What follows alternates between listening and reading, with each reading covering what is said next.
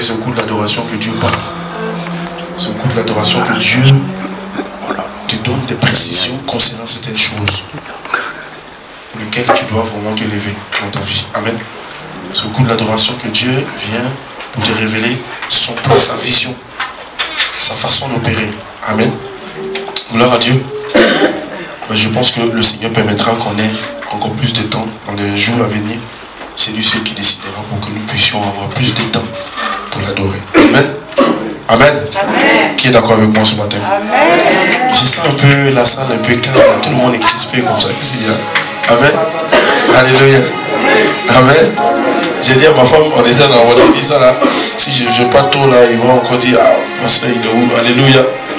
Amen. Donc ne soyez pas crispés. Amen. On va se développer, on va se détendre un peu. Parce que je veux que la parole passe dans une ambiance un peu bien. Amen. Hein, ne soyez pas. Amen. Tiens-toi debout, tiens-toi debout. Alléluia. Est-ce qu'ils ont bien loué le Seigneur? Amen. Vous avez bien loué le Seigneur. Parce qu'en général, quand on loue bien le Seigneur, on ne fait pas ça. Amen. On se tient debout. Alléluia. Alléluia. Amen. Je vais chanter un peu mon cantique. Qui me permet de chanter mon cantique? Atabilenge Yesu miwa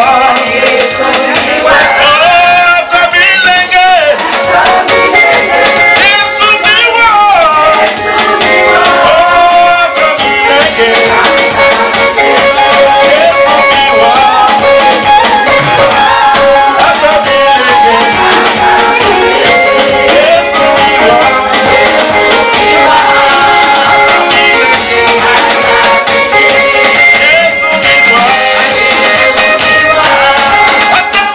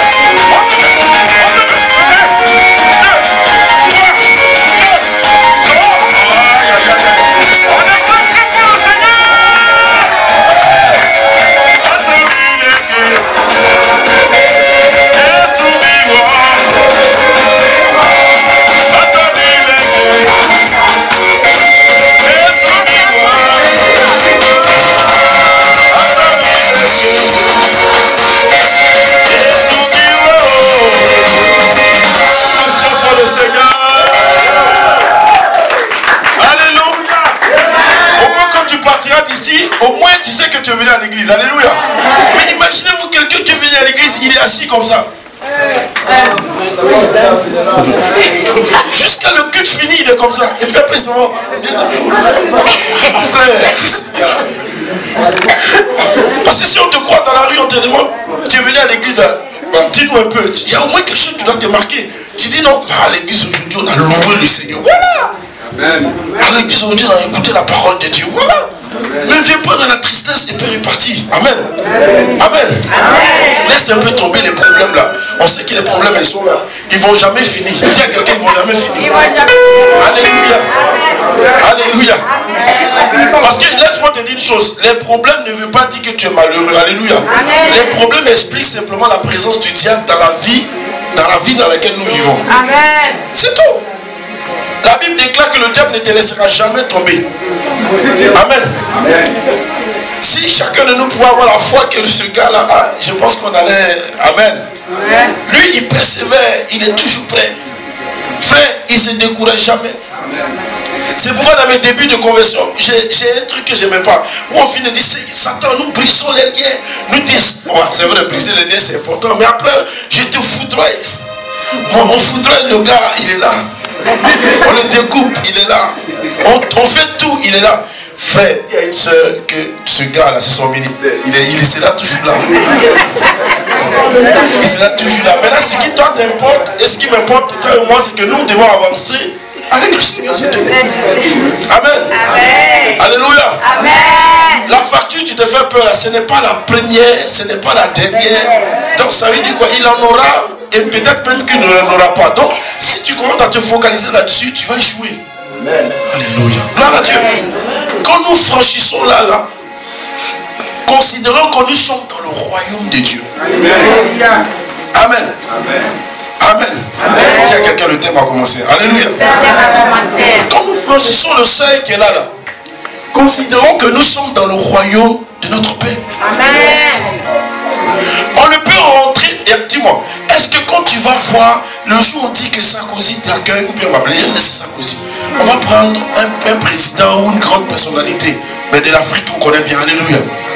Bah, on va prendre celui que nous connaissons là, Alassane ou bien, je sais pas. Bah, peu importe, amen. Mais on dit le président te reçoit aujourd'hui. Dis-moi, si tu rentres dans le palais présidentiel et que tu te souviens encore de certaines choses que tu as laissées à la maison, c'est que toi, on doit faire, c'est pas une cure d'âme. C'est pas une cure d'âme, mais on doit valider ton passeport pour que tu restes avec le diable. C'est-à-dire qu'on ne peut plus avoir besoin de toi. Alléluia. Parce que tu ne peux pas être en face d'un président et penser encore aux détails. Ta pensée, ton esprit est près de lui pour dire, parce que tu sais que non, là, si on ne fait pas attention, dis à quelqu'un, mon tchéké va sortir là. Amen, dis à quelqu'un, mon tchéké va sortir. En général, c'est ce qu'on fait quand on va voir une grande personnalité. On oublie tout. On se demande, mais comment il va nous recevoir? Qu'est-ce qui va m'étonner? On ne sait jamais. Même souvent, ta pensée, ton esprit envie certaines choses. Et c'est pour elle qui me donne même 15 000 €, on ne sait jamais. Alléluia. Mais là, ce qui est dangereux, c'est que lorsque nous venons dans la maison de Dieu, nous ne pensons pas pareil. C'est une grosse erreur. Et regarde, ce matin, j'étais en train de... Moi et ma femme, on parlait d'un truc qui nous pince un tout petit peu. On a parlé de ça brièvement. Mais dans la voiture, j'ai dit à ma femme, si je rentre à l'église, c'est dans le palais du Père. Donc je lui demande ça encore ce matin. Amen. Je suis convaincu qu'il va donner. Alléluia. Amen. Alléluia. Amen. Alléluia. Amen. On dit le lieu de prière, le lieu d'ensemblement pour que tous les saints se réunissent et adorent le seul Dieu. C'est le moment. Mais pourquoi penses-tu encore à ce qui est dehors, à tes problèmes que tu as laissés à la maison, aux discussions que tu as laissées à la maison? Alléluia. Amen. Est-ce que quelqu'un comprend ce matin ce que je dis? Amen. Alléluia. Amen. Qui veut écouter la parole ce matin avec moi? Est-ce que vous savez que la parole peut t'amener ce matin à changer carrément de vie et devenir une autre personne? Amen.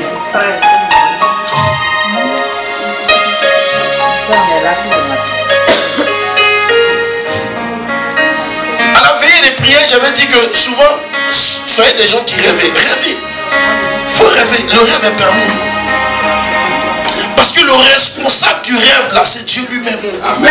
Vous savez, il y a une chose, quand tu es assis comme ça et que tu rêves, ce n'est pas de la blague. Vous voyez, il y a des gens qui rêvent tellement, leurs rêves. Moi, je suis convaincu qu'il y a des gens qui sont dans leur pensée. Leur rêve, là, ça n'a rien à voir, même là où on est assis. Mais c'est important. Moi, ces jeunes personnes, je veux marcher avec eux. Dis à quelqu'un, je veux marcher avec eux.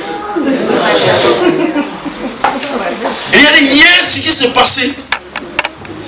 Et mon fils disait qu'il voulait manger. Et sa mère, je ne sais pas si c'est hier, je ne sais plus c'était. Non, c'est pas hier ou avant, il ne faut pas qu'elle dise des bêtises, mais il voulait manger, sa mère voulait lui donner à manger. Il dit non, lui ne mange pas ça. Il veut manger autre chose. Bon, moi j'étais un peu énervé dans la chambre parce que j'avais besoin de ma femme. Et puis ils sont la maintenue là-bas. Embargo, alléluia. Bah, souvent les enfants aussi déconnent un peu, alléluia. Tu as besoin de madame pour qu'on fasse autre chose, je ne sais pas. Mais les enfants vont la maintenir jusqu'à. Bah, finalement le sommeil commence à venir, alléluia. Gloire à Dieu. Amen. Dis à quelqu'un que le Seigneur nous aide. Alléluia. L'autre se retrouve dedans. Ne vous inquiétez pas, j'ai préparé un thème. Maintenant, si tu fais exprès, bah, que le Seigneur te soutienne. Alléluia. Papa, c'est pas ça? Amen. Maintenant, si elle fait exprès, bah, que Dieu la soutienne, c'est pas grave. Donc, je disais qu'il est en train de discuter avec sa mère. Non, je ne mange pas ça. Elle dit, mange. Elle dit, non, je ne mange pas ça. Je ne veux pas manger ça. Je n'ai pas envie de manger ça. Je vais manger ça. Et je me suis rappelé d'une parole. J'étais parti prêcher à Daloa, dans un village. C'était dans mes tout débuts. Je n'avais pas encore d'enfants, je n'avais pas encore de femmes. Et j'étais en train de prêcher. Puis je disais, moi, mes enfants ils doivent me dire, je ne veux plus entendre que mes enfants disent, papa, j'ai faim parce que je n'ai pas à manger. Et dans le village, je pleurais. Il dit, Dieu est le Dieu qui nourrit. Amen. Amen. J'étais en train de prier. Je dis, Dieu, je ne sais pas comment vous adorez Dieu. Mais moi, Dieu, pour moi, c'est quelqu'un qui peut tout faire. Donc j'étais en train de prêcher et je me suis rappelé de cette prédication à cause de ce que l'enfant disait. Il disait, je n'ai pas envie de manger ça, je vais manger ça. Je n'ai pas envie de manger ça, je vais manger ça. Et automatiquement, je me suis rappelé des prédications que je donnais dans un village où je disais que moi, mes enfants viendront me dire, papa, j'ai pas envie de manger ça. Ça aujourd'hui, j'ai pas envie, c'est ça que je vais manger. Et la joie a commencé à me prendre la... Oui. C'est ce que j'avais prononcé quand je prêchais dans un village des Danois.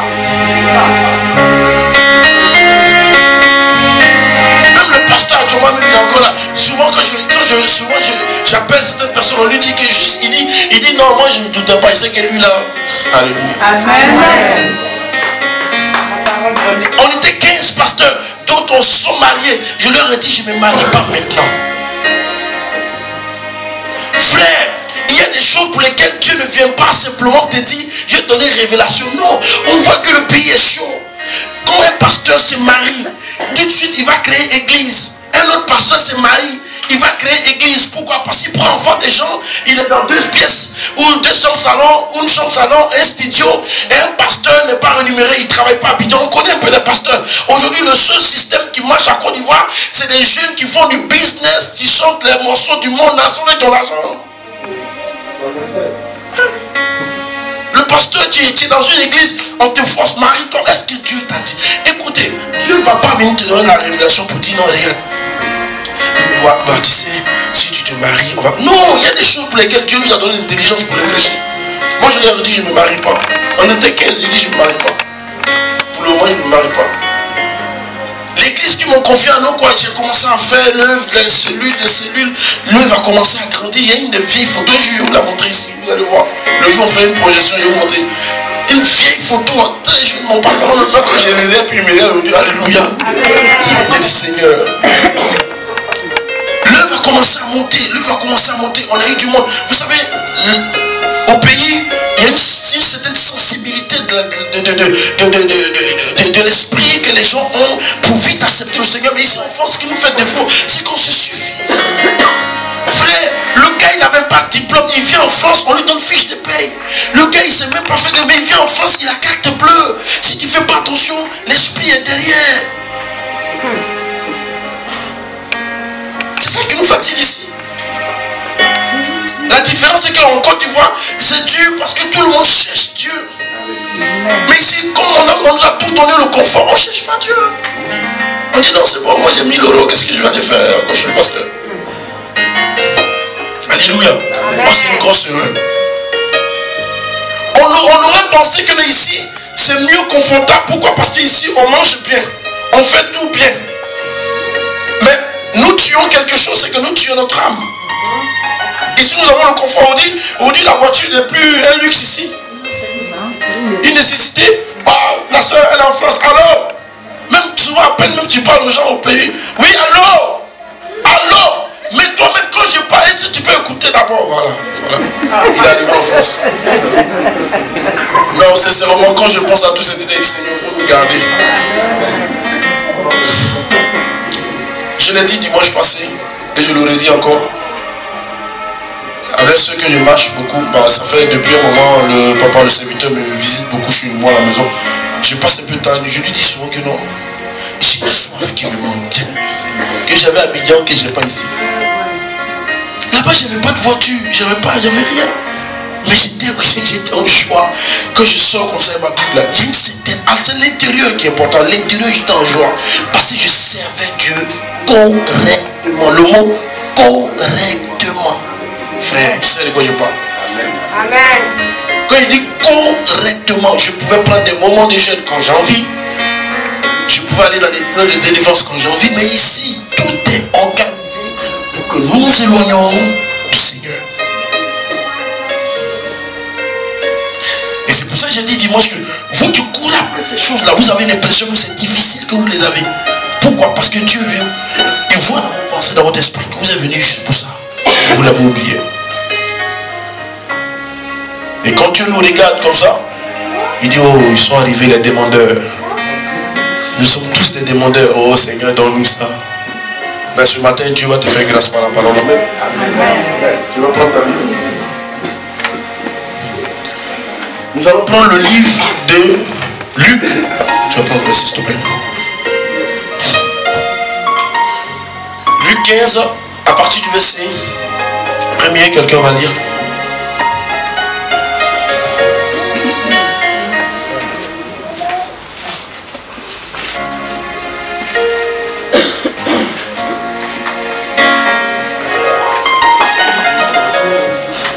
On a encore pratiquement presque, on peut dire 1 heure pour maximiser le temps pour écouter la parole. Amen.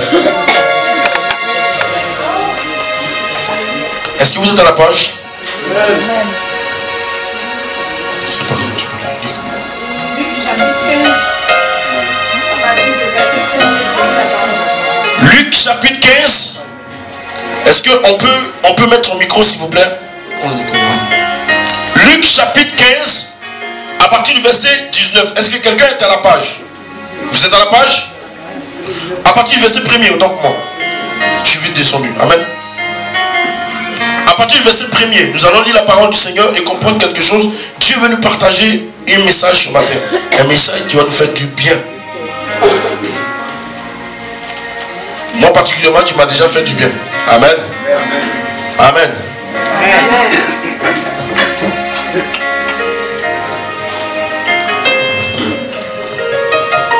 Nous lisons la parole. Je lis la parole. Écoutez attentivement, nous lisons. Luc chapitre 15 à partir du premier verset. Luc chapitre 15 à partir du premier verset. Écoutez très bien la parole. Tous les publicains et les gens de mauvaise vie s'approchaient de Jésus pour l'entendre. Tous les publicains et les gens de mauvaise vie s'approchaient de qui? Du Seigneur pour l'entendre.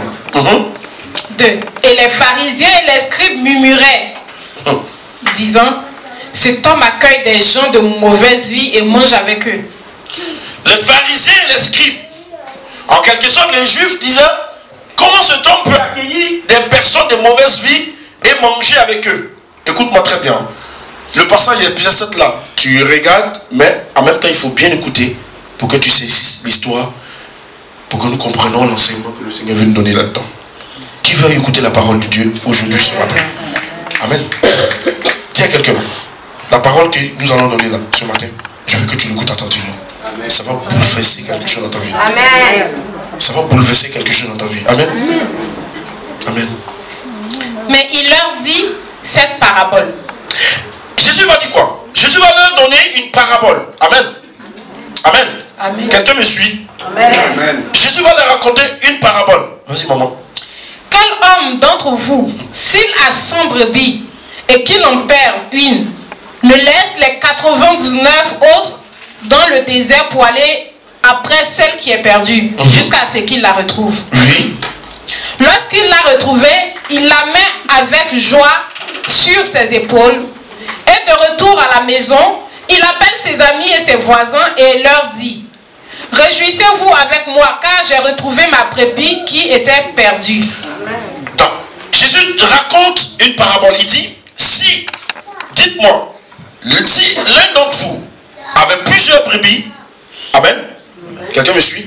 Amen. Plusieurs brebis, et qu'il perd une brebis, une seule, qui part, c'est celui qui va aller à la recherche de cette brebis qui est perdue.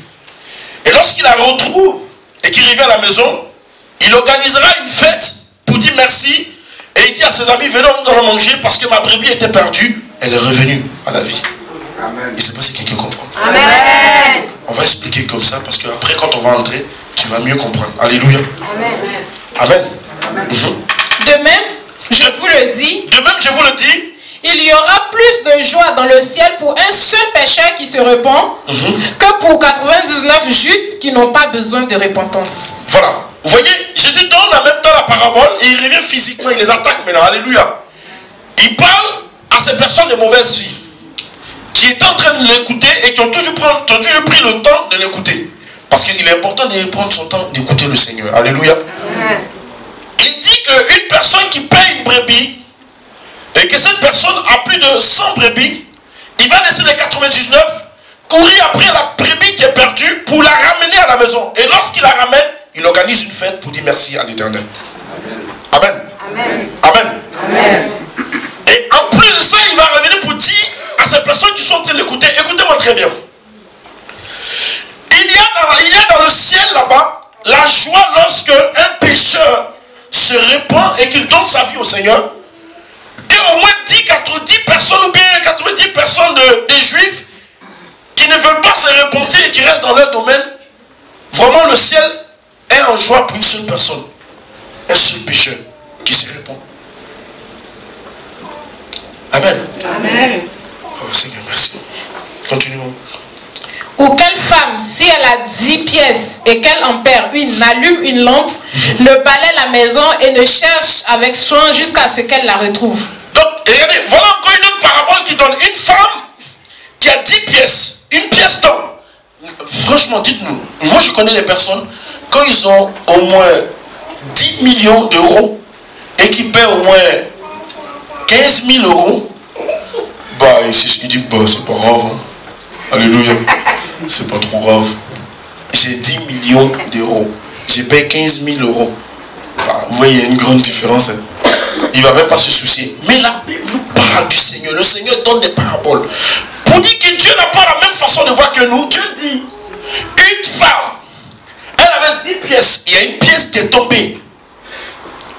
Les 9 pièces sont à sa main.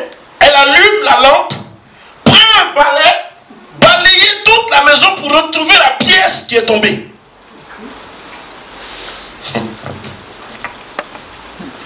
Bon, viens. Viens t'asseoir là. Viens t'asseoir là. Voilà, assois-toi près de ton mari. Voilà. Amen. Alléluia. Alléluia. Amen. Donc la lampe c'était, amen. La lampe a allumé, cherchant la pièce qui est tombée, balayant toute la maison. Elle pouvait se contenter de 9 pièces. Pour dire les 9 pièces sont là, j'ai pas besoin de retrouver cette pièce qui est tombée. Mais Jésus donne la parabole pour dire la dame allume la lampe, elle prend un balai, elle balaye toute la maison, elle récupère la pièce qui est tombée. Oh, frère, Jésus parle à des personnes qui l'écoutent, mais qui ne comprennent pas la révélation qu'il lui a apportée. Jésus parle à des personnes qui l'écoutent, mais qui ne comprennent pas le sens de son message. Ce matin, c'est bien beau. Tu aimes le Seigneur. Tu as pris ton temps, tu t'es lavé, tu t'es habillé. Je vais aller voir. Je vais aller dans cette église. Je vais aujourd'hui écouter la voix de Dieu, mais je te demande pardon. Je t'en supplie, bien-aimé. Ce message quand tu vas le prendre, ne le laisse pas dehors, va avec. Parce qu'il y a un message fort que nous allons partager tout à l'heure. Je vous en supplie, gardez-le. Si nous lisons la Bible de façon littéraire, nous ne comprendrons jamais. Mais si nous lisons la Bible avec l'œil spirituel, avec l'entendement spirituel, parce que la Bible déclare que Dieu fait grâce à qui il veut pour comprendre ses Écritures. Hier, j'étais encore épaté, j'ai dit à ma femme, regarde, le Seigneur ouvre mon esprit.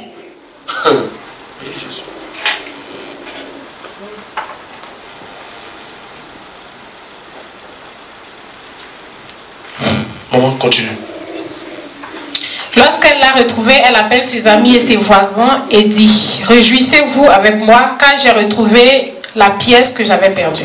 Réjouissez-vous avec moi car j'ai retrouvé la pièce que j'avais perdue. Une pièce, elle a 9 autres pièces, mais la seule pièce organise une fête. La seule pièce va engendrer certaines choses. Dis. De même, je vous le dis, il y a de la joie devant les anges de Dieu pour un seul pécheur qui se repent. Il répète encore, après cette deuxième parabole, il va répéter encore la même chose. Je vous le dis, qu'il y a de la joie auprès des anges lorsque un pécheur se convertit. Lorsque un pécheur donne sa vie au Seigneur. La joie est parfaite dans le ciel. Amen. Frère, laisse-moi donner une révélation. Il n'y a pas la joie dans le ciel lorsque tu te maries. Ça a choqué d'autres personnes.